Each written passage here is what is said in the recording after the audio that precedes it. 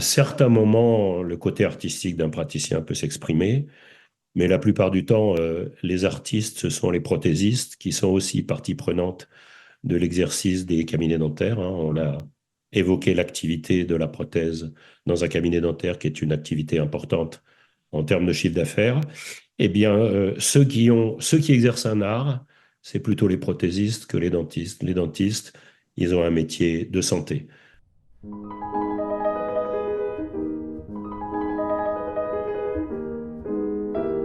Bienvenue sur Meditalks, le podcast de la prévention santé.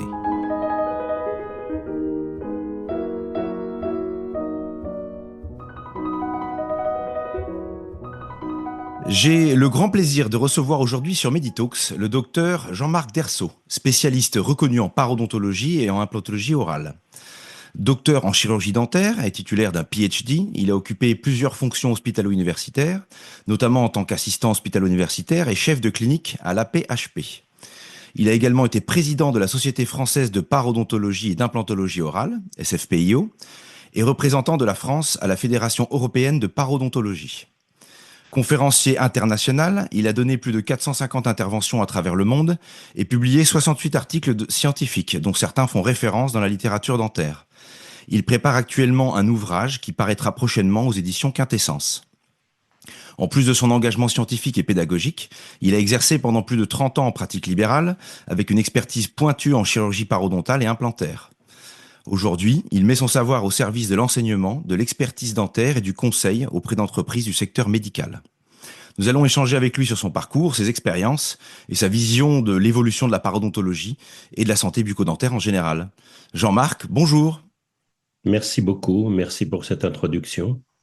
Avec grand plaisir. Merci d'avoir accepté notre invitation. En fait, c'est même toi qui nous as proposé réellement de Oui, venir intervenir quand tu as vu que Meditalk s'était lancé pour venir nous parler de la prévention bucco-dentaire en France, ou plutôt de son absence, de l'absence de prévention bucco-dentaire en France. Et tu nous as même transmis un article que tu avais écrit dans l'information dentaire oui, de mars 99, j'ai noté, oui, qui oui, s'appelait « Il n'y a pas de maladie parodontale en France », point oui, d'exclamation, avec pas mal d'ironie. Tu vas nous expliquer tout ça après, mais si tu veux bien, oui. pour commencer, j'aimerais bien que tu te présentes rapidement et que tu nous dises Oui, où tu es né, par exemple, et dans quel environnement tu as grandi. parfait. Eh bien, les hasards de l'histoire et plus particulièrement de la Deuxième Guerre mondiale font que je suis né en France, à Paris. Hein, mon père était né en Pologne. Il était le seul survivant de sa famille. Son projet, c'était d'immigrer aux États-Unis. Et donc, à la fin de la guerre, il a traversé l'Europe. Il s'est arrêté à Paris. Il a rencontré ma mère et il n'a jamais traversé l'Atlantique. Pourtant, nous avons de la famille aux États-Unis qui a envoyé régulièrement des invitations à des mariages, à des bar mitzvahs. Et voilà, il n'a jamais traversé l'Atlantique. Moi, j'étais persuadé que son projet s'était arrêté quand il était arrivé à Paris, mais en fin de compte, après son décès, j'ai constaté en rangeant des papiers, j'ai vu un document qui était une réponse de l'ambassade des États-Unis en France à la suite d'une demande d'immigration aux États-Unis. Et cette réponse était négative. Donc, en fin de compte, il est allé jusqu'au bout, ce que D'accord. j'ignorais. Euh, et mon frère, un petit peu plus jeune que moi, qui vit au Japon depuis 40 ans, me dit, mais moi, je sais pourquoi il s'est vu refuser l'immigration. C'est parce que mon père avait eu, au lendemain de la guerre, la tuberculose. D'accord. Il avait été soigné en France, dans un sanatorium, comme on disait à l'époque. Et j'imagine que dans le package pour pouvoir immigrer aux États-Unis, il fallait peut-être fournir une radio pulmonaire. Or, même si cette maladie est guérie, elle laisse des cicatrices qui sont visibles radiographiquement. D'accord. Voilà, et donc, partant de ce principe, a priori, selon mon frère, ça serait l'explication de cette réponse négative. Voilà. D'accord. Et Donc, donc, moi, je suis français par les hasards de l'histoire. Mon éducation est française, même si mes ancêtres n'étaient pas gaulois. Euh, je remercie l'école républicaine. Je remercie les études gratuites. car certainement sans cela, je ne suis pas sûr que j'aurais été dentiste. Alors que du plus loin que je m'en souvienne, et ma mère me l'a dit souvent, quand j'étais gamin et que les adultes me demandaient qu'est-ce que tu voulais faire, je répondais dentiste, sans savoir grosso modo ce que c'était en fin de compte, parce que il m'arrivait d'accompagner mes parents chez le dentiste, bien évidemment, mais voilà, ça a toujours été, j'ai toujours voulu être dentiste. Voilà, D'accord. Pas d'événement particulier qui t'a fait vouloir ça? C'était. rien. Ok. Non, non, quand j'accompagnais mes parents chez le dentiste, je voyais, il était habillé en blanc, tout ça, ça me semblait un beau métier. Voilà, j'y suis parti comme ça, avec certainement plein d'a priori. Mhm. Après, la vie, c'est le hasard, c'est les rencontres, en tout cas pour moi. Et la vie professionnelle a fait que j'ai rencontré des personnes qui m'ont orienté vers la parodontologie. Il est sûr qu'en arrivant à la faculté de chirurgie dentaire, le mot parodonte m'était totalement ignoré, comme certainement 99% de la population. Est-ce que tu peux l'expliquer justement? Expliquer quoi? Ce qu'est le parodonte. Je pense que nos Ah, bien auditeurs ne savent sûr. pas ce que c'est le parodonte. Oui, oui. Bon, bon, on va pas rentrer dans l'étymologie du mot, mais parodonte, ça veut dire autour de la dent, odonte. Et donc, ce sont schématiquement les tissus de soutien des dents, hein. Quand on regarde ses dents dans le miroir de la salle de bain, on voit qu'il y a du rose autour. Alors, c'est pas la gencive qui fait tenir les dents. Ce qui fait tenir les dents, ce sont les tissus qui sont sous-jacents. Et donc, ce parodonte, ben, c'est ce qui assure la pérennité de la denture, hein. On peut avoir de très belles dents, on peut ne pas avoir de caries. Si on a une maladie parodontale, donc une maladie qui intéresse ce parodonte, si cette maladie n'est pas prise en charge, on peut perdre une, quelques dents, voire dans certaines situations la totalité de sa denture. Et D'accord. ce qui est important de préciser, c'est qu'en France, mais c'est comme ça dans beaucoup d'autres pays, et même aux États-Unis, hein, on s'imagine que tous les Américains ont des dents superbes et une gencive en bonne santé. Eh bien, aussi bien aux États-Unis qu'en France, c'est un adulte sur deux qui présente une parodontite, donc une perte de l'os de soutien autour des dents. Et ces données, en tout cas pour la France, elles ont 20 ans. Et il y a je dirais, un faisceau de preuves scientifiques qui laissent à penser que ce pourcentage a fortement augmenté. On pourra en parler un petit peu plus tard. Oui, tout à fait. Et t'en parlais déjà dans ton article, effectivement, de 99, j'ai vu, où, si j'ai bien compris, la cause, pardon, du fait que les gens perdent leurs dents était effectivement principalement déjà liée aux parodontite et plus tellement aux caries qui avaient beaucoup baissé dans la population. Oui, si on suit, si on regarde les résultats de l'incidence de la carie en France au travers des données de l'Organisation mondiale de la santé, on a effectivement une baisse de l'incidence de la carie. Après, cette baisse, elle est très inégale en fonction des couches sociales, hein. Aujourd'hui, l'Organisation mondiale de la santé considère que la carie est une maladie des couches sociales défavorisées ou des pays en voie de développement. Or, ces couches sociales défavorisées en France, elles sont présentes et malheureusement, elles vont croissantes en termes de pourcentage, hein. Alors qu'il y a un accès aux soins qui est, on va dire, universel et qu'avec la couverture sociale aujourd'hui, et le fait que peut-être 95% des Français aujourd'hui ont une mutuelle, je dirais que les soins de base, qui sont les soins qui sont associés à la prévention ou à la prise en charge des caries, ben, grosso modo, ça coûte pas grand-chose aux Français. Mais malheureusement, une bonne partie de ces personnes défavorisées échappent aux propositions qui sont faites par la sécurité sociale, entre D'accord. autres MT-Dents. Et donc, est-ce que ces propositions sont suffisantes? Est-ce qu'elles sont bien faites? Pourquoi en fait cette population-là échappe à cette proposition-là? Est-ce que toute la population échappe à cette proposition-là de prévention ou est-ce que c'est la prévention qu'il faudrait structurer différemment? D'abord, en France, on a choisi de faire ce qu'on appelle de la prévention secondaire. Alors, je donne quelques définitions. La Avec prévention plaisir. primaire, c'est toutes les techniques, toutes les stratégies qui sont développées pour éviter une maladie. En l'occurrence, ici, c'est la maladie carieuse. Et donc, c'est éviter que la maladie n'apparaisse. Or, en France, la proposition de prévention, elle repose essentiellement sur ce qu'on appelle MT-DAN, qui est proposé donc par la Sécurité sociale. Et MT-DAN, c'est prendre en charge les soins lorsque la carie est déjà installée. D'accord. Donc, ce n'est pas de la prévention primaire, c'est ce qu'on appelle de la prévention secondaire. C'est un choix que personnellement, je discuterai bien longuement. Mhm. Euh, dans tous les Faut le pays où on faire. fait la prévention primaire, on a bien constaté que l'incidence de la carie chute et de manière nettement plus importante que ce qui se passe en France. Quel pays, par exemple? Des pays scandinaves, par exemple, parce qu'on les cite assez souvent comme référence concernant l'hygiène bucco-dentaire. Dans ces pays, on a un modèle qui ressemble un petit peu à ce qu'on propose en France, le MT-dent, mais il y a aussi toute une politique décidée au niveau de l'État de prévention primaire par des campagnes, par des décisions qui sont prises au niveau des écoles, les écoles primaires, par exemple. En France, il y a plein d'enfants qui vont à l'école primaire et qui mangent à l'école parce que leurs parents ne peuvent pas les accueillir au moment du déjeuner. Je suis persuadé qu'il y a une multitude de grandes entreprises qu'on associe à l'hygiène bucco-dentaire. Je peux en citer plusieurs. Par exemple, Colgate, par exemple Procter Gamble, mais bon, ce sont les deux premières qui me viennent à l'idée.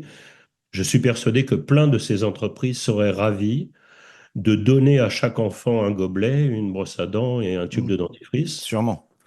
et ce qui permettrait aux enfants qui déjeunent à la cantine, déjà de pouvoir se brosser les dents après le déjeuner, et peut-être aussi en même temps de recevoir une information. Alors je sais très bien, peux comprendre que les enseignants qui encadrent ces enfants dans les écoles primaires ont déjà beaucoup de responsabilités, beaucoup de rôles à remplir, mais, euh, mais c'est dès la petite enfance que lorsqu'on inculque les bonnes façons, les bonnes manières, qu'on permet aux enfants de comprendre pourquoi on se brosse les dents. Et ces enfants, bien évidemment, ils n'ont pas fait de bac+10, mais si on utilise les bons mots, si on montre quelques images, euh, n'importe quel enfant, on va dire cortiqué, à partir de 6-7 ans, il va comprendre. À partir du moment où on inculque les bonnes manières dès la plus tendre enfance, on peut imaginer que ça va avoir un impact à partir de l'âge adulte, et on va mettre le début de cet âge adulte à partir de 18 ans. En France, il n'y a pas de Ok. politique de prévention primaire. La preuve en est, c'est que quand on va sur la page de l'Organisation mondiale de la santé concernant la France, c'est bien marqué noir sur blanc qu'il n'y a pas de politique décidée au niveau de l'État de prévention. Et tu peux nous expliquer pourquoi, du coup? Parce que ça semble, Alors là, comme tu viens de le le dire, pourquoi, ça semble facile à comprendre. Pourquoi nos Le politiques ne pourquoi, prennent je pas ne ces sais pas. décisions-là? Il faudrait poser la question aux organismes qui nous représentent, à savoir par exemple les syndicats. Il D'accord? faudrait poser la question auprès d'un organisme qui concentre plein d'attention, mais dont j'attends toujours qu'il fasse la preuve de son efficacité au niveau de la santé bucco-dentaire, à savoir l'UFSBD. Mhm. L'UFSBD se veut l'organisme de discussion avec l'État, les ministères, concernant, comme son nom l'indique, la santé bucco-dentaire des Français. Mhm. Or, à plusieurs reprises, j'ai demandé qu'on nous donne des études qui montrent que cet organisme a un impact positif au niveau de la santé bucco-dentaire des Français. Et j'attends toujours les résultats de ces études. C'est pas tout d'annoncer qu'on va améliorer la santé bucco-dentaire des Français, mais est-ce que cet organisme impacte vraiment? Ah ben, moi, quand j'étais gamin et que j'habitais à Paris, nous habitions dans un quartier dit populaire de l'Est parisien et on n'avait ni douche ni salle de bain. On allait 2 fois par semaine aux douches municipales, place des Fêtes. Et les autres jours, on se lavait au gants de toilette et à la bassine. Mhm. Et je suis persuadé qu'on était plus propre que certaines personnes qui se lavent tous les 2 ou 3 jours. Euh, à partir du moment où on a décidé qu'on allait construire des immeubles parisiens avec des salles de bain, on a constaté qu'on a certaines maladies qui ont fortement réduit. Donc simplement augmenter l'hygiène en général du corps, ça a des conséquences au niveau de la réduction de certaines pathologies. Eh bien, on peut imaginer qu'au fur et à mesure que ces salles de bain sont apparues, on a eu aussi des gens qui ont commencé à s'intéresser à leur hygiène bucco-dentaire. Et il n'est pas sûr que l'organisme que j'ai cité plusieurs fois ait un impact sur la santé bucco-dentaire des Français, sauf à me donner quelques articles qui montrent l'inverse. Je suis très sensible, de par ma formation, aux articles scientifiques, aux preuves scientifiques, mais pas au on dit que. Le on dit Je que, comprends. ça n'a aucune valeur scientifique aujourd'hui. Donc l'appel est lancé, on leur demandera et puis on verra s'ils Alors, pourront nous j'espère répondre. qu'ils répondront, hein, parce que plusieurs fois sur les réseaux sociaux, j'ai posé cette question et plusieurs fois, on a éludé la réponse. Donc, D'accord. je ne suis Ok. pas à changer d'avis si les preuves sont là. Tout à fait, en bon scientifique, du coup. Eh bien, comme tu commences à parler d'hygiène, c'est intéressant. Du coup, est-ce que, je suppose, on va retrouver un rapport entre hygiène et maladie parodontale, ou est-ce que il y a Oui, d'autres choses? Est-ce pas que tu peux nous que. expliquer un petit peu l'origine des maladies parodontales et Oui, en quoi bien elles ont un sûr. impact sur le corps? Déjà, on pourrait discuter longuement sur le mot hygiène, parce que si on dit à un patient qui vient en première consultation chez un dentiste, vous avez mauvaise hygiène, le patient, il peut se dire, mais qu'est-ce qu'il raconte là? Ce matin, j'ai pris une douche avant de venir, Mhm, je suis lavé. Donc le mot hygiène, déjà, c'est un mot qui a une certaine connotation. mhm. Nous, on aura tendance à utiliser un terme qui dérive de l'anglais, qui est le contrôle de plaque. Hein, en anglais, on dit plaque control, on ne dit pas hygiène d'ailleurs. Si on questionne un dentiste nord-américain sur qu'est-ce que c'est que son poste hygiène, pour le dentiste américain, c'est un poste qui va lui rapporter de l'argent parce qu'il va avoir des hygiénistes dans son cabinet. Ah oui, on va en reparler aussi, Si ça, après. si je pose la même question à un dentiste en France, qu'est-ce que c'est que le poste hygiène? Il va penser à combien il dépense pour les produits qui permettent de nettoyer les surfaces, de nettoyer le sol, de désinfecter. Donc ce mot hygiène est vraiment entendu de manière totalement différente entre la France et un praticien qui exerce en Amérique du Nord. Alors pour revenir aux maladies parodontales, il y a bien évidemment une relation directe entre l'efficacité du contrôle de plaques et l'apparition des maladies parodontales. Hein, il y a une étude qui a été faite, une étude très simple, qui a été faite il y a 60 ans exactement, 1965, dans un pays scandinave, et qui, pour les parodontistes du monde entier, est une étude de référence. On a demandé à des étudiants en chirurgie dentaire de cette faculté de chirurgie dentaire d'un pays scandinave d'interrompre toute manœuvre d'hygiène bucco-dentaire pendant 3 semaines. Donc au jour zéro, on est dans un pays où il y a des hygiénistes. Au jour zéro, ces étudiants, ils ont une gencive toute belle, toute rose, pas un pet d'inflammation, tout se passe très bien. Ils ont eu du détartrage, bon, c'est les rois de la brosse à dents. On leur demande pendant 3 semaines d'interrompre toute manœuvre d'hygiène bucco-dentaire. Pas un soir parce qu'on a fait la fiesta avec des copains, qu'on rentre à 3 heures du matin et qu'on se dit, bon, ce soir, ou plutôt ce matin, je vais pas me brosser les dents, et puis demain matin, je vais reprendre les bonnes habitudes. Là, c'est pendant 3 semaines, pas de brosse, pas de bain de bouche, rien. Et pendant ces 3 semaines, on convoque régulièrement les étudiants en chirurgie dentaire et on regarde leurs gencives. Et on prélève des bactéries et on regarde la plaque dentaire sous un microscope. Ce qu'on constate, c'est qu'au fur et à mesure des 3 semaines, il y a des signes de l'inflammation qui s'installent, c'est-à-dire que les gencives peuvent devenir rouges, peuvent être sensibles. Chez certains de ces étudiants, la gencive peut saigner spontanément, par exemple en mordant dans une pomme. Et quand on prélève les bactéries et qu'on regarde sous le microscope, on voit qu'au début, on a une flore, des formes de bactéries qu'on associe plutôt avec la santé parodontale. Et au fur et à mesure des 3 semaines, on voit que la morphologie des bactéries change, que les bactéries bougent un petit peu plus. On voit traverser ce qu'on appelle des spirochètes, c'est-à-dire des éléments spiralés. Donc la forme des bactéries change et ces changements sont associés à une maladie des gencives qu'on appelle la gingivite. D'accord. Au bout de 3 semaines, les étudiants en chirurgie dentaire reprennent toute manœuvre d'hygiène bucco-dentaire et l'inflammation disparaît et on retrouve sous la binoculaire du microscope des bactéries qu'on associe à la santé parodontale. Donc cette étude très simple qui a été réalisée il y a 60 ans et qui s'appelle la gingivite expérimentale chez l'homme montre que c'est l'accumulation des bactéries de la plaque dentaire qui entraîne l'inflammation au niveau des gencives. Très clair. Et cette inflammation au niveau des gencives, c'est la gingivite. La deuxième conclusion de cette étude, c'est que lorsqu'on enlève la plaque dentaire, on revient vers une gencive saine et en bonne santé. Donc la gingivite est totalement réversible à partir du moment où on enlève l'agent qui en est à l'origine, l'agent étiologique, c'est-à-dire les bactéries de la plaque dentaire. Il y a une relation directe entre accumulation des bactéries et inflammation des gencives. Docteur, j'ai les gencives qui saignent, je montre où est la plaque dentaire, je montre comment enlever la plaque dentaire, et si le patient applique consciencieusement mes recommandations, au bout de 8 à 10 jours, les gencives ne saignent plus. C'est D'accord, tout. donc ça paraît simple. C'est simple.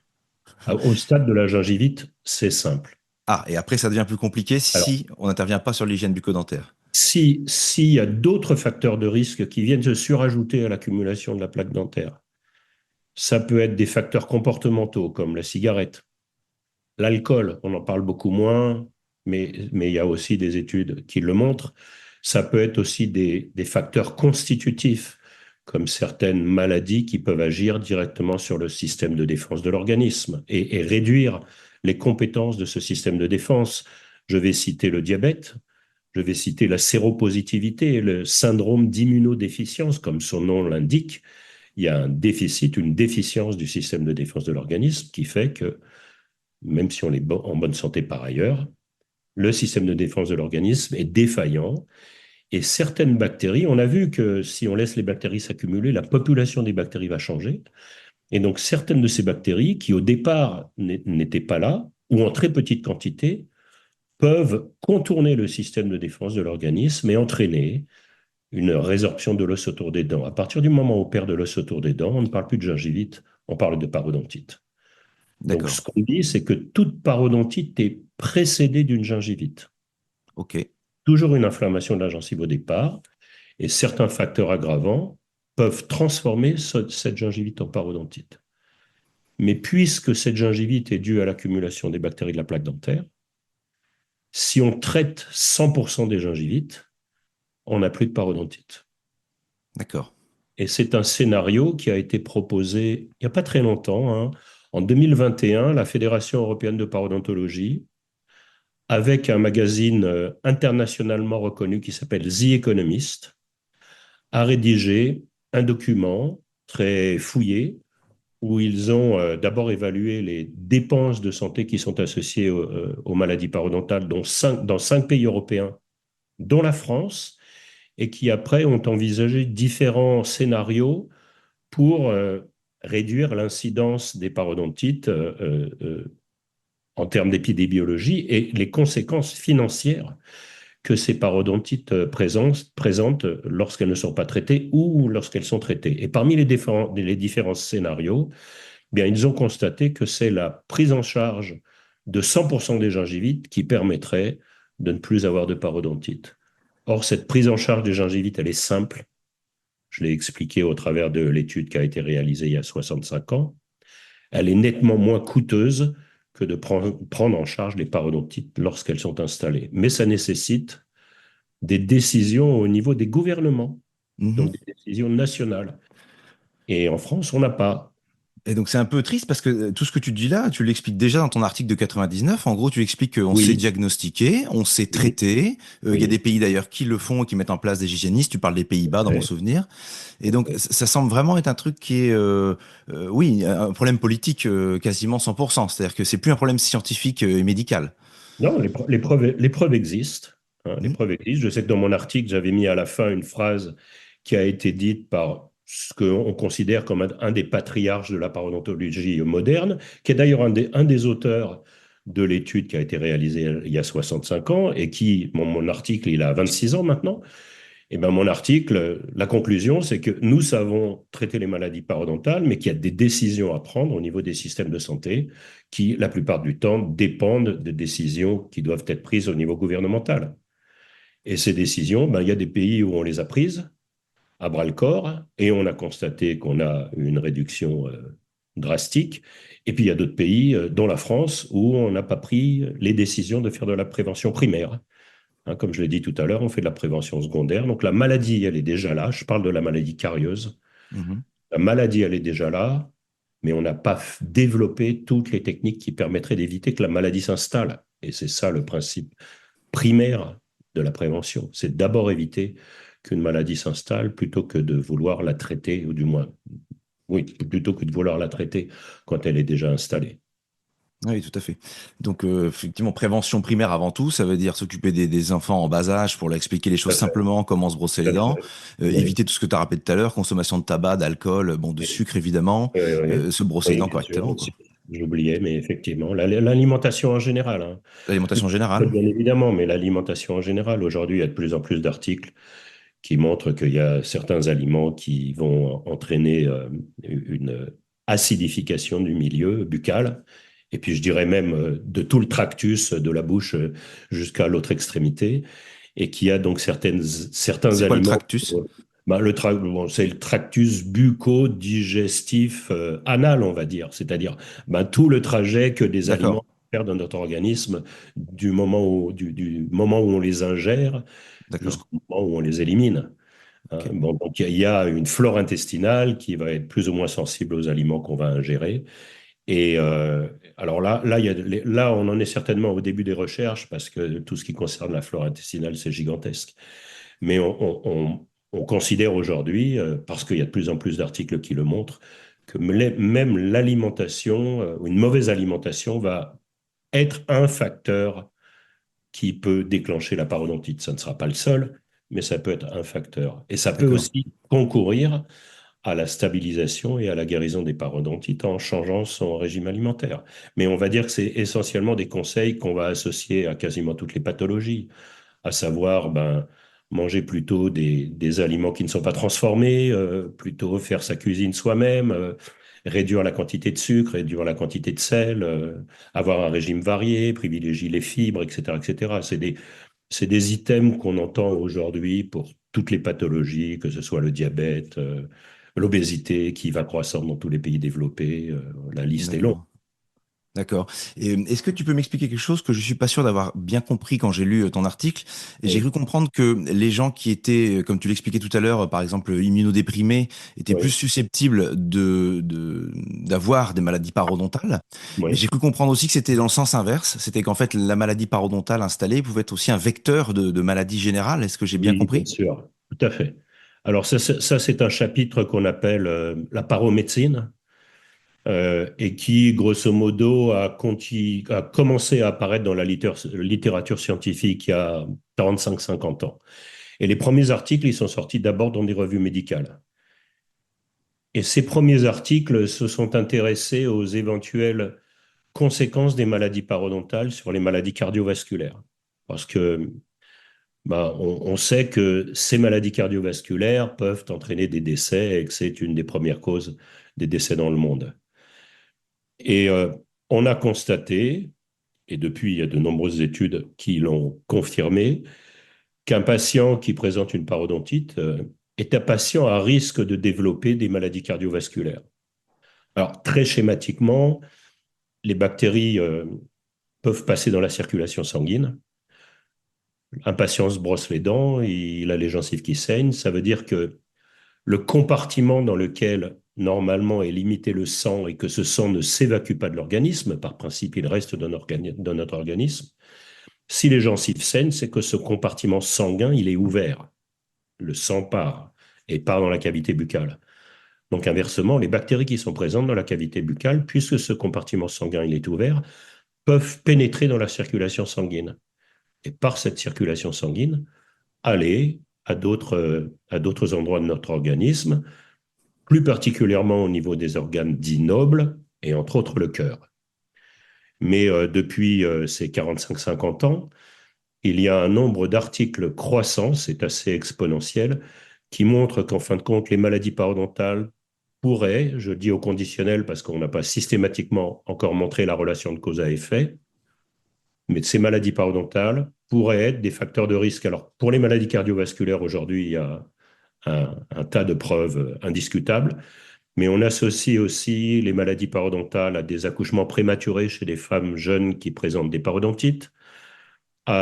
Ces femmes jeunes qui présentent des parodontites vont donner naissance à des enfants de petit poids, donc dont le poids est nettement inférieur à la courbe euh, euh, statistique du poids normal d'un enfant à la naissance. Et après, on a montré des relations entre les maladies digestives, des maladies respiratoires. J'ai parlé de la grossesse, j'ai parlé le diabète. Là, le diabète, il y a une réaction bidirectionnelle. C'est-à-dire qu'un patient qui a une parodontite, si on traite sa parodontite, il y a des études qui ont montré qu'il va pouvoir utiliser moins d'insuline, par exemple. Donc, la prise en charge des maladies parodontales va agir directement sur le traitement de son diabète, si c'est un diabète insulinodépendant, bien sûr. Mais inversement, si le diabète est équilibré, on constate qu'on a un meilleur taux de succès de la prise en charge des maladies parodontales. Donc, c'est vraiment dans les deux directions.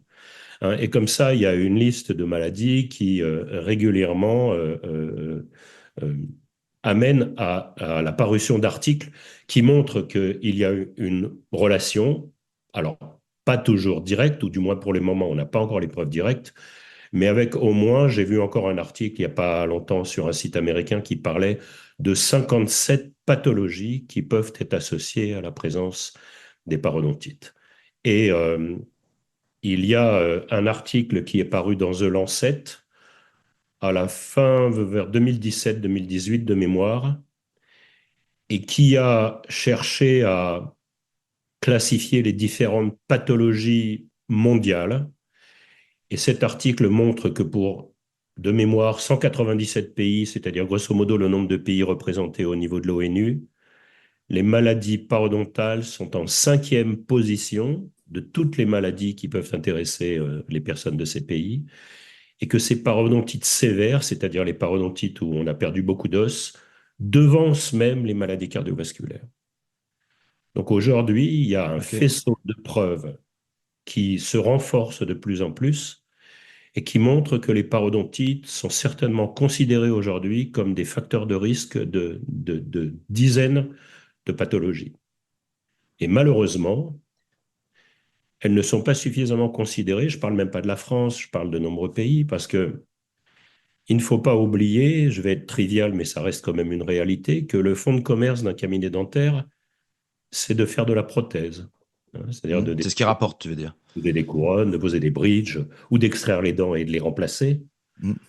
par des appareils amovibles, par des implants. Hein. C'est ce qui fait le chiffre d'affaires d'un cabinet dentaire aujourd'hui. Mm. Parce que si un dentiste ne se limitait qu'à faire des soins dont les tarifs sont opposables, c'est-à-dire il y a une convention qui a été signée entre les dentistes et les payeurs, le Mhm. ministère de la Santé, le ministère de la Sécurité sociale, et aujourd'hui même les assurances santé. Cette convention a été acceptée par les praticiens, mais elle limite, elle met dans un cadre très particulier le montant des honoraires que l'on peut demander pour certains soins. Mhm. Or, si un chirurgien dentiste en France ne faisait que des soins, je pense qu'il déposerait le bilan au bout d'un moment. Hein, parce que D'accord. une partie de ces soins sont faits à perte, c'est-à-dire que le montant des honoraires dans ce cadre très strict que le dentiste peut demander et sur lesquels il n'a pas le droit de dépasser d'un centime d'euro, le montant des honoraires ne couvre souvent pas le montant du matériel dont il a besoin, le temps passé sur le fauteuil, le coût en fin de compte horaire du cabinet. Donc, tu veux dire qu'il y a une sorte de décorrélation entre la nomenclature établie et les remboursements établis par Oui, les ministères et oui. la santé des gens. La C'est-à-dire que sanction, ce qui est remboursé au patient au final et pas oui. toujours ce qui va lui amener le meilleur soin possible. Ah si, on va pas accabler les dentistes et dire que parce que c'est pas bien honoré, ils ne vont pas faire les soins dans de bonnes conditions. Non, Hein, non, je dis pas ça. Mais par contre, certaines choses vont être peut-être remboursées par la sécurité sociale, d'autres non. oui, tout à Et c'est fait. pas forcément corrélé, comment dire, à ce qui serait important pour la santé du patient, au final. Peut-être que des fois, c'est que des soins qu'il faut, il n'a pas besoin d'autre chose. Et compte tenu des remboursements, l'activité du Alors, chirurgien dentiste va être pas forcément adaptée au patient, à sa santé. Je comprends peut-être pas bien non, le... non, moi je vais pas dénigrer les praticiens. Je pense que les D'accord? praticiens ils font tout ce qu'il faut pour que leurs patients soient le mieux soignés. Mais Ok. cependant, il y a des actes qui sont réalisés et qui ne sont pas honorés au coût réel de D'accord. l'acte. Il y a peut-être 20 ou 25 ans, la Société odontologique de Paris, qui est une des plus importantes sociétés scientifiques en France, avait réalisé l'évaluation du coût réel de plusieurs actes réalisés au quotidien dans les cabinets dentaires. Et il y avait de mémoire deux ou trois niveaux de gradation, c'est-à-dire, on va dire, des cabinets un peu chics dans certains arrondissements parisiens, mais pas que, qui peuvent Mhm. être situés dans les quelques quatre ou cinq grandes villes de France qui dépassent 500 millions, pardon, 500 000 habitants. Mhm. Il y a des cabinets euh, un peu de luxe. Il y avait un cabinet, je dirais, médian et un cabinet où on avait décidé d'avoir une politique plus tournée, par exemple, vers les CMU. Et dans ces trois scénarios, ils avaient fait appel à un cabinet comptable qui avait demandé à une multitude de praticiens de donner les chiffres. Et puis, ils avaient surajouté le coût de chaque acte. Combien coûte le matériel, combien coûte la stérilisation de ce matériel, combien coûte une heure de présence du praticien au cabinet, combien coûte une heure de l'assistante au fauteuil, le Très coût intéressant. du cabinet. Eh bien, pour ces trois actes de base qui, de mémoire, étaient la dévitalisation d'une dent avec un seul canal, la reconstitution d'un angle sur une incisive et une extraction simple. Dans les trois scénarios de cabinet, quel que soit le montant des honoraires que la sécurité sociale imposait, systématiquement, les dépenses pour réaliser cet acte étaient supérieures à ce que la sécurité sociale demandait. Donc, c'était la preuve par A plus B que les actes étaient réalisés à perte. Tout à fait. Mais c'est-à-dire qu'il faut compenser après dans le cabinet, dans la structure, avec d'autres actes qui ne sont pas réalisés à perte. Voilà. Et la compensation, aujourd'hui, elle est réalisée par la prothèse. D'accord. C'est-à-dire que si un praticien doit, pour des raisons médicales, envisager la dévitalisation d'une dent et que derrière, il n'y a pas une couronne qui a été réalisée, ce qui n'est pas un scénario qui s'applique systématiquement à toutes les dents dévitalisées, mais qu'on a laissé croire aux praticiens pendant des années et des années, eh bien, le praticien, il en est de sa poche. D'accord? Alors, je sais très bien que ça va faire un lever de bouclier, ce que je dis. Je sais très bien qu'il y a des syndicats qui vont trouver ça outrancier. Hein, il y a quelques années, j'ai dû interrompre par un droit de réponse dans un magazine qui s'appelle Ça m'intéresse des propos que j'ai tenus et qui m'ont été prêtés en demandant donc un droit de réponse. C'est une réalité. Et la réalité, c'est que le fonds de commerce du cabinet dentaire en France, cabinet dentaire moyen en France, c'est la prothèse. Et que si la prothèse n'est pas faite, s'il y a un exercice qui est exclusivement limité aux soins, dans le cadre de, de, des actes qui sont nomenclaturés et dans le cadre de la convention, ben, un cabinet dentaire, au bout d'un moment, il mettra la clé sous la porte parce Je que comprends. il ne pourra pas couvrir les frais de fonctionnement du cabinet. Je comprends, mais est-ce que ça peut En pas amener réalité, à une surproposition, du coup, de solutions prothétiques? j'espère que non. Hein, j'espère que non. D'autant plus qu'aujourd'hui, il y a de plus en plus d'articles qui montrent que une dent dévitalisée n'est pas une dent qu'on doit systématiquement couronner. Tout dépend de la perte de substance. Et surtout grâce au collage qui permettent aujourd'hui de restaurer des dents sans qu'on passe cette dent au taille-crayon, qu'on mette un tenon dans la racine. Voilà. Mais ça veut dire que le praticien, il faut qu'il décide d'aller vers cette politique plus conservatrice, qu'il accepte de proposer aux patients des actes qui ne sont pas remboursés par la sécurité sociale. Et il y a des praticiens qui sont cloîtrés, enfermés dans ce modèle. Ils se plaignent que les patients sont assistés, mais ils ne réalisent pas qu'eux aussi sont assistés. Ils sont assistés parce qu'ils font des actes. Imaginons que demain, un dentiste ouvre un cabinet dentaire, il aura toujours des patients. Il aura toujours Hmm. des patients parce que le patient va aller le voir, parce que le patient sait qu'il va être remboursé. Si demain les soins dentaires ne sont plus remboursés, il n'est pas sûr que ce modèle persiste. Et il y a beaucoup de cabinets dentaires qui risqueront de fermer. Donc, indirectement, le fait que les soins sont remboursés, ça permet aux cabinets dentaires d'exister. Ça permet aussi aux centres Hmm. dentaires qui se sont multipliés. Aujourd'hui, on estime qu'il y en a entre 1300 et 1500. Ça explique aussi que ces centres dentaires existent, car On a opté en France pour le modèle de la carte vitale, qui est une carte de paiement déguisée. On Mhm. a opté aussi pour les CMU, dont le nombre va croissant en France, qui est aussi un signe de paupérisation de la population française.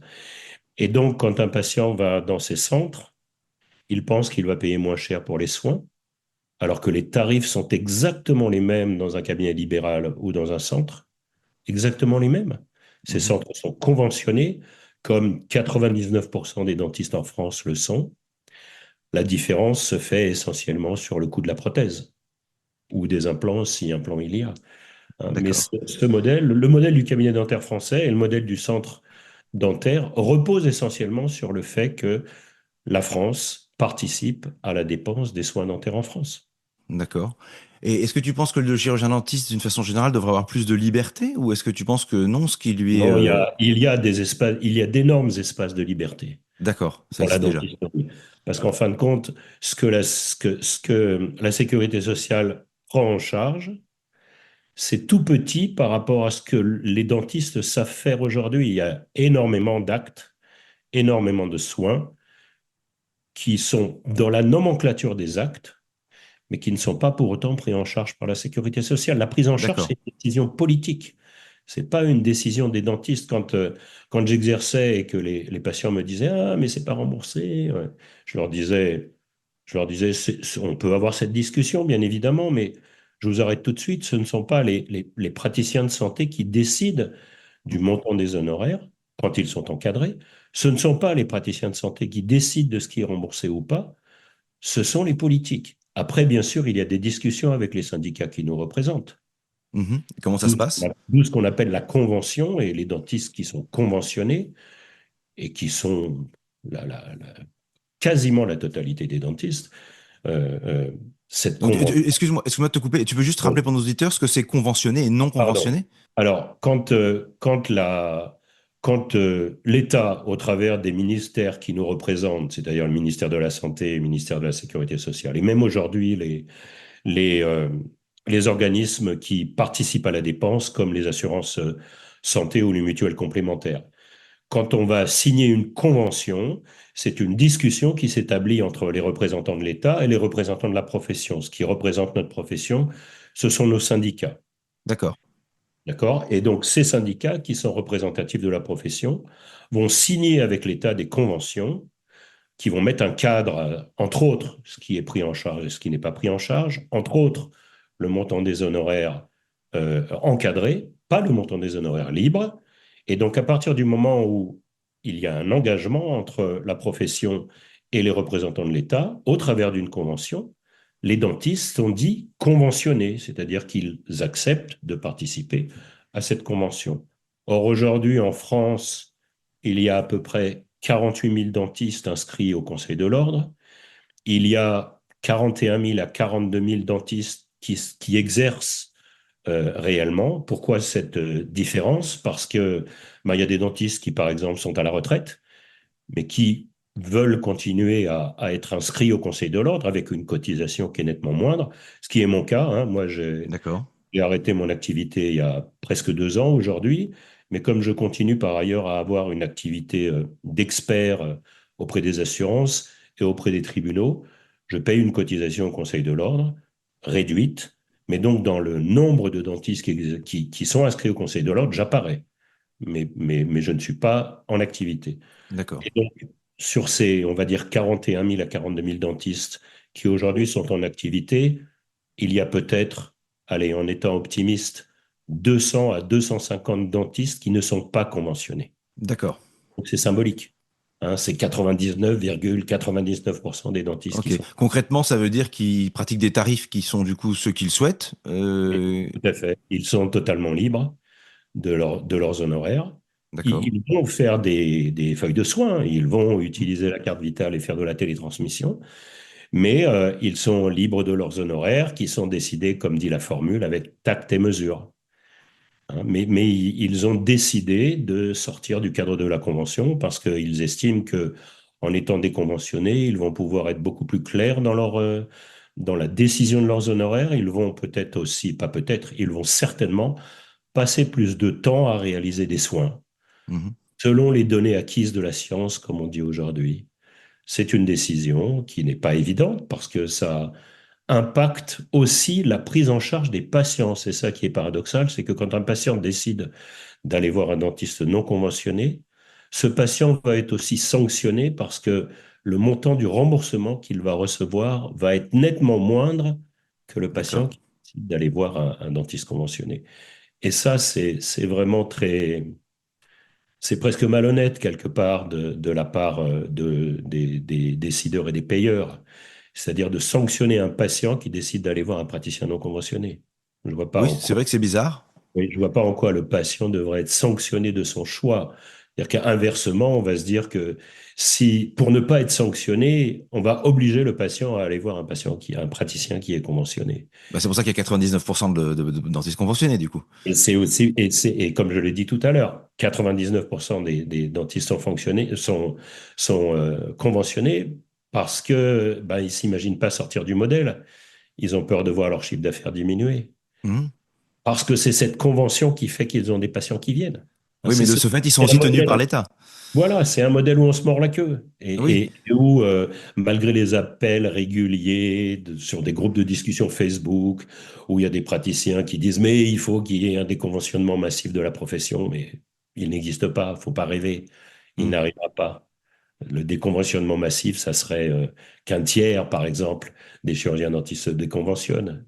Oui, mais Ce qui est imaginable, ça ne viendra pas. Ça non, ne et puis viendra tout est organisé en France, visiblement, pour que ça se passe pas non pas. plus. Tout à fait, bien sûr. Tout est organisé, bien sûr. Ok. Et je voulais revenir je suis désolé, je change un peu de sujet, mais parce que ça me semble intéressant. C'est le sujet des hygiénistes que je Mhm. suis un peu depuis quand même pas mal d'années, puisqu'on en parle depuis très Oui, longtemps. bien J'ai cru sûr. comprendre que d'autres pays avaient pris beaucoup d'avance par rapport à nous, en tout cas de l'avance par rapport à Oui, nous. oui, oui, oui, Et, oui. et je t'avoue que d'un point de vue, moi je suis pas du tout chirurgien dentiste, mais d'un point de vue juste Oui, bon sens, ça oui, semble très étonnant que ces choses-là soient pas arrivées avant. Et j'ai compris que c'était en train d'arriver. Comment se fait-il effectivement? Non, pas encore. Bah, tu vas nous expliquer. Mais oui, bien comment se sûr. fait-il qu'effectivement il n'y ait pas du personnel supplémentaire? Moi je le comprends comme ça, qui peut aider le chirurgien dentiste sur certains gestes, sur certains suivis. Oui, Voilà, bien sûr. explique-nous ce que c'est du coup une hygiéniste ou un hygiéniste. Moi, je vais donner un exemple très simple. Une consoeur et amie avec qui j'ai fait mon diplôme universitaire de paro il y a déjà pas mal d'années, par les hasards de la vie, vit aujourd'hui au Canada, à Vancouver. Elle est plus du tout dans la profession, mais elle présente une maladie parodontale. Et donc, elle est suivie dans un cabinet de parodontie à Vancouver. Il y a deux parodontistes, il y a entre 4 et 6 hygiénistes.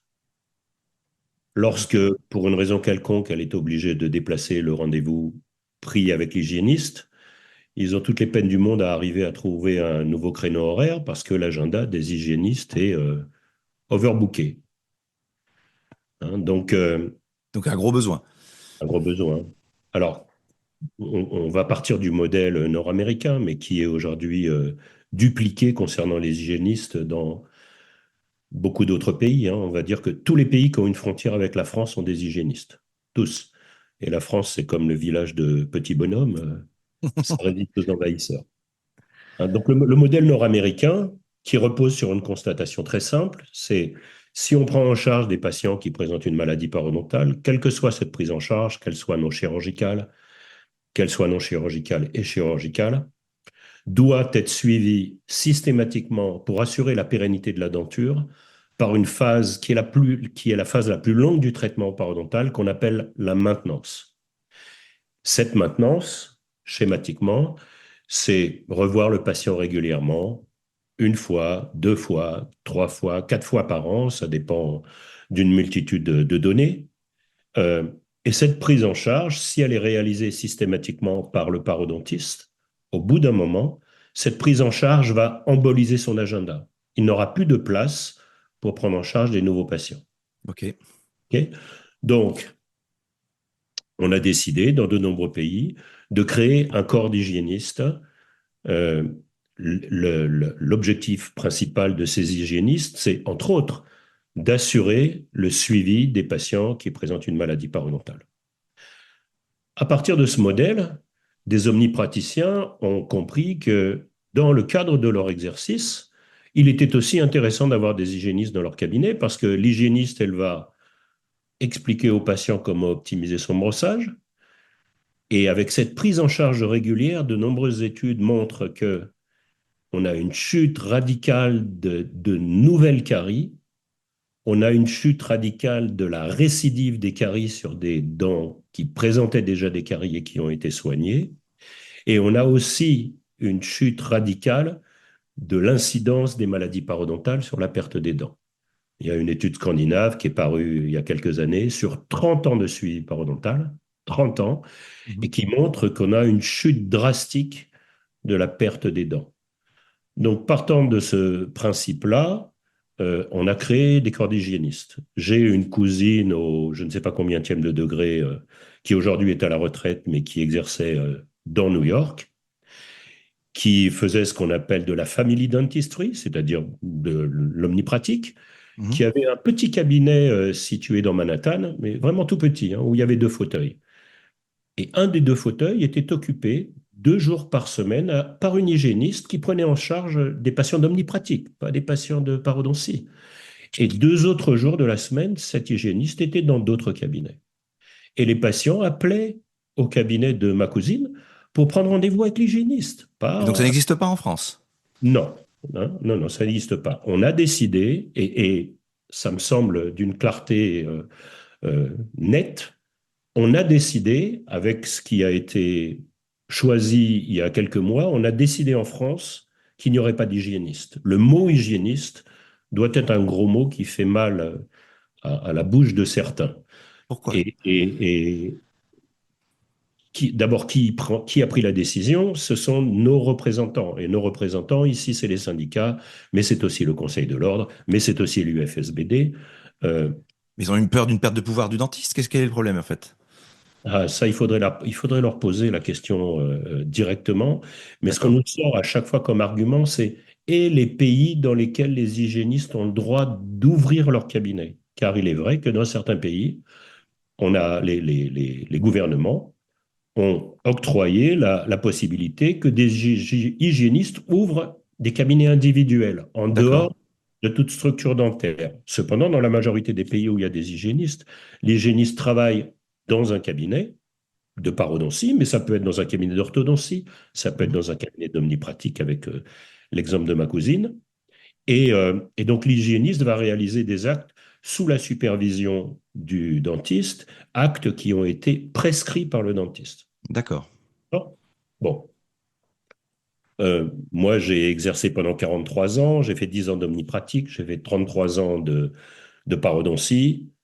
Je pensais, je rêvais peut-être, mais même pas peut-être, je rêvais, puisque la réalité va à l'encontre de mon rêve, qu'avant que j'arrête mon exercice, il y aurait vraiment des hygiénistes en France. Ça semble incompréhensible. Or, la décision qui a été prise il y a relativement peu de temps, il y a 3 4 ans maintenant, c'est déjà de bannir de notre langage le mot hygiéniste, puisqu'on a créé ce qu'on appelle l'assistante dentaire qualifiée de niveau 2. C'est plus simple. Oui, bien sûr, c'est plus simple. Et puis, ça permet d'éliminer du langage le mot hygiéniste, hein. Le mot Mm. disparaît, donc on n'en parle pas. Mm. Alors, bien sûr, c'est un progrès, je ne vais pas le nier, Mhm. mais euh, Pas il y a, suffisant, quoi. il a été mis immédiatement des barrières. Et le immédiatement, c'est un dentiste peut utiliser une seule assistante qualifiée de niveau 2, une seule. Et je reprends l'exemple que j'ai donné tout à l'heure de mon ami qui vit au Canada. Dans le cabinet de parodontie, c'est 3 hygiénistes par parodontiste. D'accord. D'accord. Or, en fin de compte, on ne veut pas, avec cette décision de une assistante de niveau 2 par praticien, on ne veut pas que certains cabinets se transforment en business de l'hygiène bucco-dentaire et de la Mm. prise en charge et de la prévention des maladies bucco-dentaires. C'est essentiellement ça que ça veut dire. Mais c'est idéologique, ça veut dire. Ça veut dire qu'on a peur des riches, quoi, en gros. Ils veulent pas que les gens Oui, fassent du et puis business et gagner de l'argent. c'est du protectionnisme, mais mal placé. Ah oui. Quel est l'objectif d'un professionnel de santé? Corporatisme aussi. On peut dire ça. Quel est l'objectif d'un professionnel de santé? Idéalement, c'est de faire disparaître la maladie dont il a la prise en charge. Ah oui. ou alors, si on n'arrive pas à la faire disparaître, c'est au moins de réduire son incidence le plus fortement possible. Mmh, Donc, de développer, ben, je reviens vers la définition de la prévention primaire, mmh. développer toutes les techniques qui permettent d'éviter qu'une maladie n'apparaisse. OK. Voilà. Donc, on a choisi l'assistante de niveau 2. Alors, pour le moment, tout ça, c'est bloqué dans les tuyaux parce que euh, nous avons tous, professionnels de santé, remarqué que depuis que le président Macron est arrivé au pouvoir, on en est aujourd'hui à 7 ou 8 ministres de la Santé Mmh. depuis le début de sa prise de pouvoir. Hein. Donc, on en est à quoi? On en est à 5, on en est à 7 ou 8 années. Donc, Donc une grande cohérence, quoi, j'imagine. grosso modo, un ministre de la Santé par an. Or, tout ce qui est dans les tuyaux aujourd'hui est bloqué. Et donc, cette assistante dentaire de niveau 2, pour le moment, ben, on ne sait pas quel va être le périmètre de ses compétences. On ne sait pas qui va assurer sa formation. Est-ce que la formation va être réalisée dans les écoles d'assistants dentaires? Mmh. Est-ce que sa formation va être réalisée dans les facultés de chirurgie dentaire? Ce qui serait une bonne idée, parce que ça Mmh. sensibiliserait le praticien au fait qu'il lui faut une assistante dans son cabinet. Hein. Il y a un pourcentage dont je ne connais pas l'ampleur. Il y a un pourcentage de praticiens en France qui travaillent seuls, Mmh. pas d'assistante dentaire. Alors que dans d'autres pays, on a décidé, lorsqu'on a créé les hygiénistes, par exemple, je prends l'exemple de l'Espagne, on a créé le corps d'hygiénistes. Ces hygiénistes, elles font leurs études dans les facultés de chirurgie dentaire. Alors, ce qu'il faut préciser, c'est que dans les pays où il y a des hygiénistes, les études, c'est 3 ans temps plein. Et que à la fin des études, les hygiénistes sont considérés comme professionnels de santé. D'accord. En France, ça ne va pas être du temps plein, ça va être du temps partiel. On ne connaît pas encore le nombre d'heures que ces assistantes dentaires de niveau 2 vont devoir, d'heures de cours qu'elles vont Mmh. devoir suivre. Euh, et, euh, et donc, on ne connaît pas le périmètre de leur activité. Qu'est-ce qu'elles vont pouvoir faire? D'accord. Qu'est-ce qu'il va être interdit qu'elles fassent? Mais il est sûr que même si personnellement je considère que c'est un corps d'hygiéniste qu'il aurait fallu créer, ou pour reprendre un propos d'un ami qui s'est exprimé hier sur LinkedIn, la création d'un corps d'infirmières spécialisées dans la sphère bucco-dentaire. Mmh. Euh, ces assistantes diplômées qualifiées de niveau 2, elles auront certainement une place dans les cabinets dentaires, mais ce n'est pas ce que moi j'aurais espéré au cours de mon activité de parodontiste. Ça, c'est sûr qu'on en est loin. Hein. Donc, la Ça semble France incompréhensible. la France, elle a choisi une solution française, comme d'habitude, Mmh. une solution où on bidouille, une solution franchouillarde. Euh, Moi, j'ai représenté, comme tu l'as précisé, pendant une petite dizaine d'années, la France au niveau de la Fédération européenne de parodontologie, où j'ai accompagné, ce que je veux dire par là, c'est en présentiel, dans les réunions annuelles où chaque représentant et chaque président de la de la société de paro nationale était présent. Quand je parlais avec nos homologues des pays qui composent la Fédération européenne de paro, et que je leur parlais des montants des honoraires que nous pouvions demander d'une part et d'autre part de l'absence d'hygiénistes dans nos pays, ils nous prenaient pour des zombies. Ils ne Mmh. comprenaient pas. Ils ne comprenaient pas pourquoi il n'y avait pas d'hygiénistes et ils ne comprenaient pas les montants des honoraires encadrés que nous avons et ces montants qui sont ridicules. Hein, je tiens à préciser que dans l'OCDE, on a parmi les tarifs les plus faibles des soins dentaires encadrés, j'entends. D'accord. Ça semble incroyable et en plus ça semble même aller contre le fait qu'on cherche sans arrêt des emplois pour limiter le chômage. Là, on a visiblement des gens qu'on pourrait former pour faire des emplois qui sont utiles pour les Français et c'est même pas utilisé quoi. Donc ça Et semble puis marcher sur ces la tête. assistantes qualifiées de niveau 2, est-ce qu'elles auront le droit à un salaire différent et supérieur de Mmh. celui de l'assistante dentaire qualifiée de niveau 1, qui est ce que nous connaissons aujourd'hui au niveau de nos cabinets, puisqu'elles ont une compétence supérieure? Si elles ont un salaire supérieur, ben est-ce que toutes les assistantes dentaires qualifiées de niveau 1 ne vont pas vouloir devenir Mmh. assistantes dentaires qualifiées de niveau 2? Bah faut valoriser les gens, le mérite. Or, aujourd'hui, Ben, le mérite, c'est parfois un gros mot en France. C'est Or devenu, ça l'était pas. aujourd'hui, s'il y a, on va dire en exercice, 41 à 42 000 dentistes, il y a peut-être 22 000 à 25 000 assistants dentaires. Donc, il y a quand même un hiatus non négligeable entre le Ouais. nombre de dentistes et le nombre d'assistants dentaires qui pourraient assister ces dentistes. Oui, tout à fait. Et voilà, donc effectivement, il y a de la création d'emplois derrière, mais on n'est pas du tout dans la philosophie et dans le mode de pensée et dans le modèle économique du cabinet dentaire d'autres pays et sans traverser l'Atlantique, de nos pays voisins, hein, comme je l'ai dit tout à l'heure. Ok, Tous les pays qui ont une frontière avec la France ont des hygiénistes. Espagne, Italie, la Belgique récemment, la Suisse, bon, j'en oublie certains. Voilà, donc ok. Bon, encore une fois, la France a de l'avance, quoi, si je comprends bien. Écoute, dans des merci en tout cas décisions politiques. Oui, c'est des décisions politiques. Merci en tout cas pour tes explications très claires. Je voudrais, si tu veux bien, maintenant, on s'approche de la fin, pour Oui, ouvrir un petit peu le débat. J'avais plusieurs questions oui, un peu différentes. Je voulais revenir une seconde sur ton expérience très forte de conférences que tu as données, oui, d'enseignement. oui, oui. On dit toujours quand un enseignant enseigne à des élèves que c'est l'enseignant qui est censé apprendre plus que ses élèves. Est-ce que tu partages ce sentiment et est-ce que tu peux nous dire ce que tu as appris du coup de ces expériences? Oh, ben, je vais donner l'expérience la plus récente. Moi, j'ai arrêté donc d'exercer il y a 2 ans, mais je dis souvent, j'ai eu trois vies en même temps. Ma vie privée, qui continue et qui se porte bien. Ma vie professionnelle au fauteuil, que j'ai interrompue il y a 2 ans. Et une vie qui reste toujours en relation avec la profession, qui a été assistant à la fac, comme tu l'as dit, plusieurs centaines de communications en France et à l'étranger qui toutes rentrent dans le cadre de la formation continue. Et puis j'ai aussi travaillé ponctuellement pour l'industrie, pour beaucoup de labos d'hygiène bucco-dentaire. J'ai formé des réseaux de visiteurs et encore aujourd'hui, je travaille pour la Dental Tech. Je suis consultant pour différentes entreprises. Et toujours dans le but de m'occuper, parce que je suis un focal hyperactif, j'ai répondu à une annonce à la fin de l'année dernière et depuis novembre, je donne une fois par semaine des cours dans une école d'assistante dentaire. Hein, D'accord.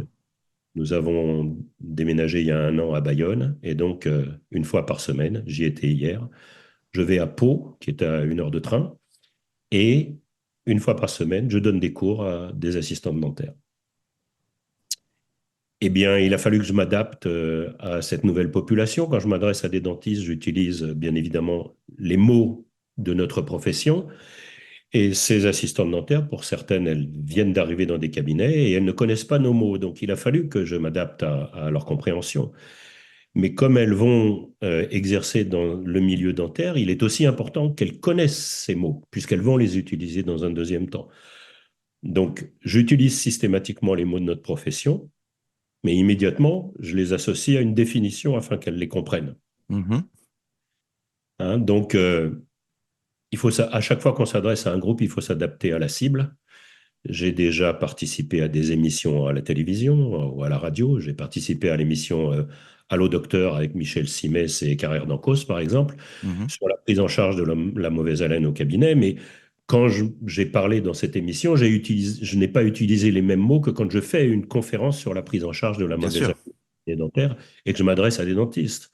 Voilà, donc à chaque fois s'adapter à la cible, utiliser les mots que la cible va comprendre, mais toujours en utilisant malgré tout nos mots et en les définissant. Hein, parce que même si le grand public ne connaît pas le mot parodontite, mais connaît le mot déchaussement, il est important qu'on lui apprenne le mot parodontite pour qu'il utilise les bons mots. Hein, donc, pour coller à ta question, moi, c'est surtout, en fin de compte, m'adapter à la cible pour que la cible comprenne ce que je vais dire. D'accord, très bien. Pour moi, je dis souvent et de plus en plus que éducation et transmission, c'est comme un mantra. Alors, c'est peut-être aussi de par mes origines, et c'est un des fondements de mes origines, l'éducation et la transmission. Mhm. Comme aujourd'hui, je n'exerce plus au fauteuil, que j'ai peut-être une expérience, en tout cas, je l'espère. Mon plaisir, c'est aussi de la partager avec les consoeurs et les confrères, toujours autour de la parodontie, ben pour les forcer, gentiment, mais les forcer quand même, à changer leur comportement, à prendre en charge les maladies parodontales, à prendre du plaisir à prendre en charge ces maladies parodontales, à se réjouir d'entendre les patients qui viennent au deuxième rendez-vous nous dire, mais docteur, c'est miraculeux, je saignais des gencives depuis toujours, je vous ai vu il y a un mois, vous m'avez rien fait dans la bouche, vous m'avez montré, expliqué, j'ai appliqué ce que vous m'avez montré et mes gencives ne saignent plus. Et quand on entend ça, c'est un plaisir énorme. Puisque j'ai arrêté mon exercice il y a 2 ans, les 3 derniers mois, de janvier à mars de l'année 2023, c'était les adieux aux patients. Et il y a des patients que j'ai suivis pendant plusieurs décennies. Mhm. J'ai entendu des mots, des phrases qui m'ont donné des frissons dans le dos, du genre mais si je vous avais pas rencontré, j'aurais perdu mes dents. Vous m'avez sauvé les dents. Et à chaque fois, je leur ai dit non, non, moi, je vous ai montré, je vous ai expliqué. C'est vous qui vous êtes sauvé vos dents. C'est vous qui avez accepté d'appliquer ce que je vous ai montré. Et donc, c'est vous qui avez sauvé vos dents. Moi, je vous ai aidé. Mais c'est surtout vous qui avez fait le plus gros du travail. Et il y a des patients avec lesquels on s'est serré dans les bras, on a fait des hugs, comme on dit, parce que bah, j'ai vécu avec eux. Il y en a certains ou certaines, bah, j'ai vu, pour les plus âgés, j'ai vu leur conjoint disparaître, j'ai vu un enfant arriver, puis un deuxième. Et puis certains m'ont amené leur gamin pour enlever des dents de sagesse parce que un traitement d'orthodontie était fini et que l'orthodontiste avait indiqué la prise en charge des dents de sagesse. Donc, on est, on est pour certains patients importants, comme d'autres soigneurs, hein, ou soignants plutôt. On Mhm. est important dans leur vie. La bouche, c'est pas un trou carrefour du plaisir. Aujourd'hui, c'est un élément très important de notre organisme. C'est des relations de plus en plus importantes entre ce qui se passe dans la cavité buccale et d'autres pathologies de l'organisme. Et donc, c'est une place de plus en plus importante, pas que pour les parodontistes, je dirais pour tous les chirurgiens dentistes, à partir du moment où ils acceptent d'intégrer dans leur exercice une prévention, mais vraiment une réelle prévention. Pas cocher la case d'un ordonnancier qui a été donné généreusement par un labo. Quand le patient dit j'ai les gencives qui saignent, de lui dire ben, vous allez utiliser ce dentifrice et cette brosse à dents. Le patient, il saignera toujours, parce que c'est pas le dentifrice ou la brosse à dents qui fait le brossage. Ce qui fait le brossage, c'est que le patient, il comprenne. Si le patient, il comprend et s'il applique, les changements sont tellement radicaux que le patient en sera éternellement reconnaissant et il ira pas voir autre part, parce qu'il sera tellement ravi du service qui leur a été rendu qu'il restera. Et quand un patient, il a des gencives qui saignent, qui gonflent, et qu'au bout d'un mois, il n'y a plus de gonflement, plus de saignement, il ne voudra surtout jamais revenir dans la situation néfaste dans J'imagine. laquelle il était. Tout le Mhm. monde aime le confort. Personne n'a envie de revenir dans la situation où il était avant. Donc, quand le changement est acquis, le changement, il va le garder pour toute sa vie. Mais le challenge, c'est de faire le changement. Comment on fait changer le comportement du Donc, patient? tu accompagnes le changement finalement en tant que Ah ben, bien praticien. sûr. Et bon, je dirais même qu'on l'initie.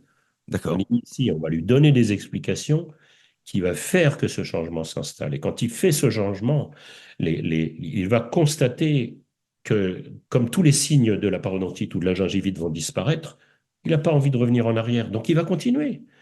Et c'est un bonheur. Il n'y a pas un dentiste qui va dire qu'il n'a pas envie de faire des soins dans une bouche. Le mot est terrible, entre parenthèses, dans une Mhm. bouche propre.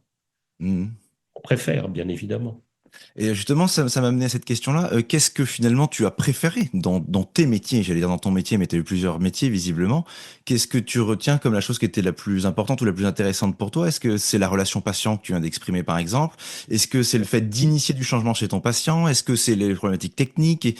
Est-ce que tu peux nous répondre à ça, s'il te plaît? Ah, moi, je dirais qu'à partir du moment où j'ai limité mon exercice à la paro, il est évident que l'implication première, c'était de faire changer radicalement le comportement du patient.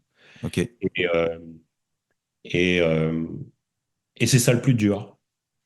hein. J'imagine. Vous êtes Ça, éducateur, en fait, en quelque sorte. c'est ça le plus dur, c'est trouver les éléments qui peuvent être des éléments de langage, qui peuvent être des éléments visuels. Par exemple, mettre du révélateur de plaque sur les dents d'un patient et lui montrer dans un miroir la plaque dentaire qui est colorée. Et puis après, frotter la surface de la dent avec n'importe quel instrument et lui montrer que c'est en frottant la surface de la dent qu'on va enlever la plaque dentaire. Le patient, il n'a pas besoin d'avoir bac+10 pour comprendre. Hein, donc le challenge à chaque fois du début d'un traitement parodontal, c'est de faire changer le comportement. Si on fait changer le comportement d'un patient, quasiment tout ce qu'on va faire après va fonctionner. Donc un traitement parodontal, dans un traitement parodontal, mais plus largement dans un traitement bucco-dentaire.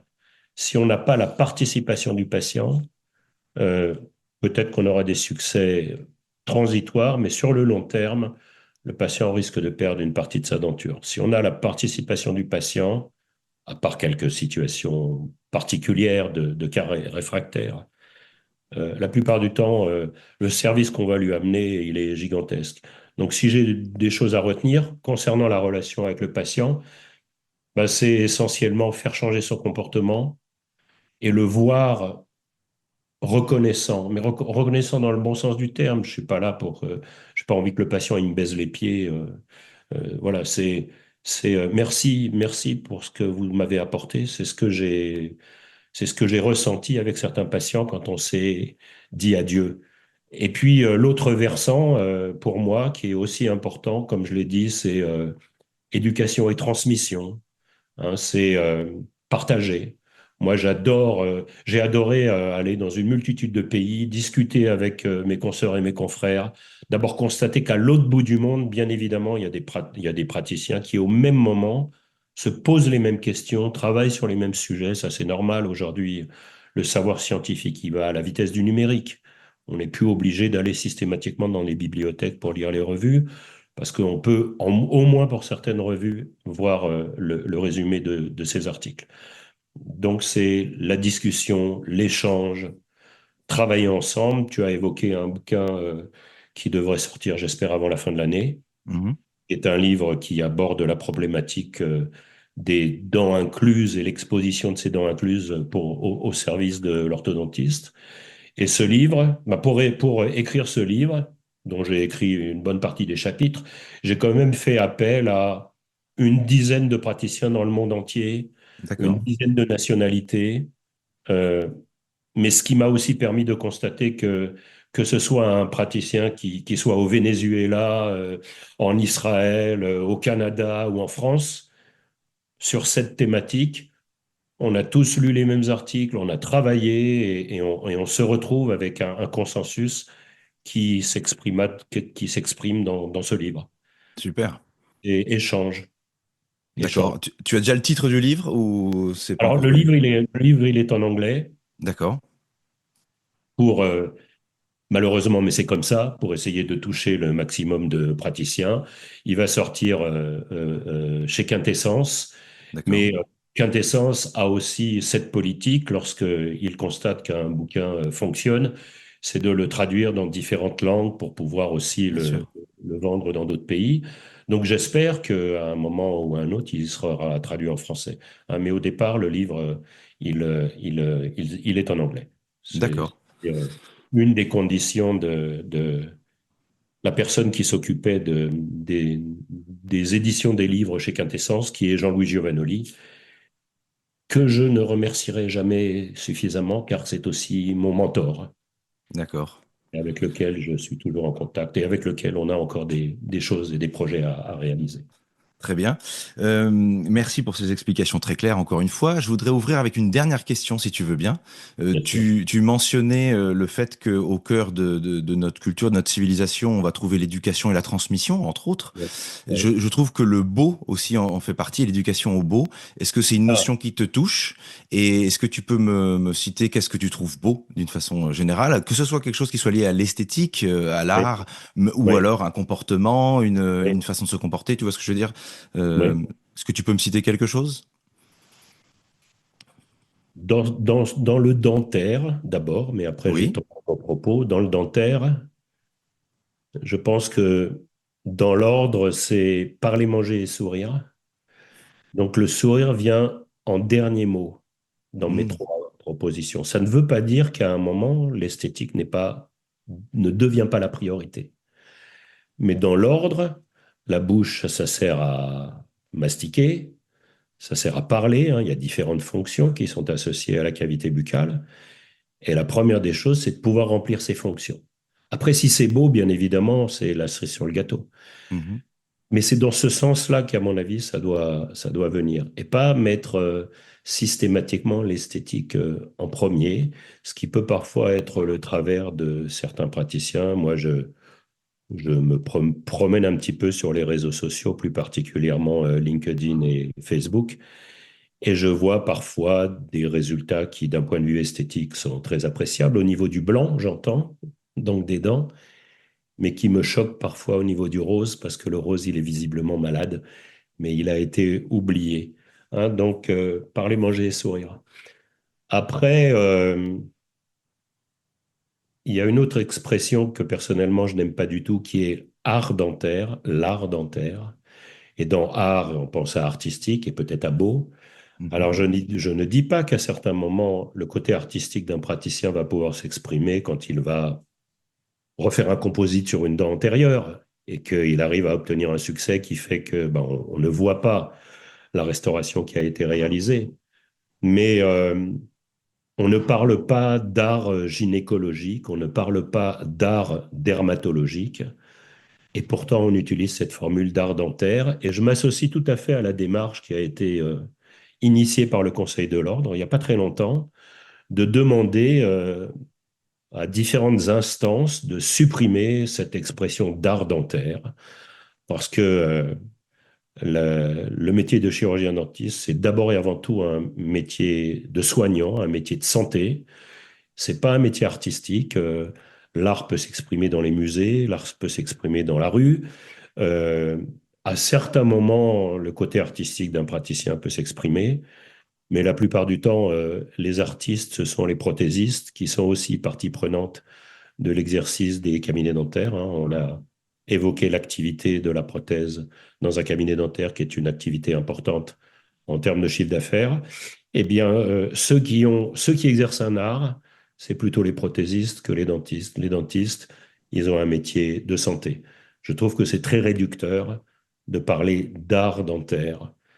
On a toujours tendance, et c'est quelque chose qui, en tout cas nous, en tant que dentistes, nous a explosé aux yeux au moment du Covid, c'est que très souvent, quand il y a eu des décisions sanitaires qui ont été prises, des distributions de masques, la possibilité de faire des injections de vaccins, on ne va pas rentrer dans la discussion de ce que c'est bien ou pas, Mhm. euh, ben, très souvent, les ministres de la Santé, quand ils ont rédigé des courriers, ont totalement exclu les dentistes. Le mot chirurgien dentiste n'apparaissait pas.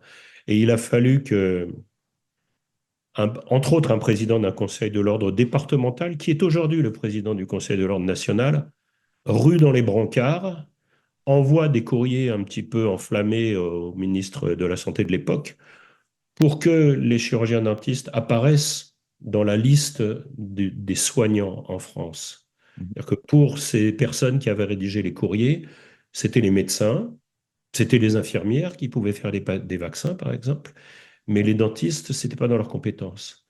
Or, tous les jours, un dentiste, il injecte puisqu'il fait des anesthésies locales. Donc, injecter un produit, c'est évidemment dans nos compétences parce qu'un dentiste est d'abord et avant tout un professionnel qui soigne, un professionnel soignant, qui fait, comme on dit en anglais, du care. Parce que, Mhm. bon, en France, le mot soin va aussi couvrir le care, mais qui fait du soin, c'est-à-dire qui prend en considération la santé des personnes qu'il va voir dans son cabinet. Hein, donc, voilà. Donc, D'accord. le côté beauté, ben, mon père, quand il est arrivé en France et qu'il n'avait pas de métier, il a, comme beaucoup de juifs ashkénazes, travaillé dans des ateliers de confection. On faisait des vêtements. Et quand mon père rencontrait les gens, il regardait les vêtements des gens. Il me disait, quand j'étais gamin, t'as vu, il a trois boutons aux manches de son costume. Ben moi, quand je rencontre les gens, je regarde leur sourire, c'est évident. Mhm. Hein, et en tant que professionnel de santé, on voit un sourire en 2 secondes, 3 secondes, et on voit tout de suite si on a une dent un peu de traviole, si il y a une dent qui est manquante, même s'il n'y a pas de trou, ce que nous on appelle une agénésie. Voilà, donc bien sûr, j'ai une déformation professionnelle qui est due à mon métier. Hein. Donc le beau, il est présent aussi en dentisterie, mais il ne faut pas que ça soit la priorité. À certains moments, c'est la priorité, à certains moments du traitement. Et aujourd'hui, il y a des praticiens qui font des choses exceptionnelles en termes d'esthétique. Hein. Mais la fonction première d'un chirurgien dentiste, c'est d'abord de s'occuper du care, du Ouais, je soin. comprends. Je comprends très bien. Merci beaucoup. Est-ce que tu veux ajouter un dernier mot peut-être pour conclure cet épisode ou Non, non, on est non. bien? Je sais, je sais très bien que certains de mes propos ne seront pas bien reçus. C'est pas très grave. On peut pas plaire à tout le monde, On peut pas plaire à tout le monde d'une chose, et puis de temps à autre, il faut savoir dire des vérités. bien sûr. Voilà. Ok, eh bien écoute, merci beaucoup Jean-Marc pour ton temps et tes explications très claires qui vont, à mon avis, plaire à beaucoup de nos auditeurs. Je te souhaite une excellente journée. Merci beaucoup. Bonne fin de journée à tous et à très bientôt. Au Au revoir. revoir. Si cet épisode t'a plu, merci de liker, de commenter, de partager et de t'abonner pour suivre les prochains épisodes. Ciao, merci.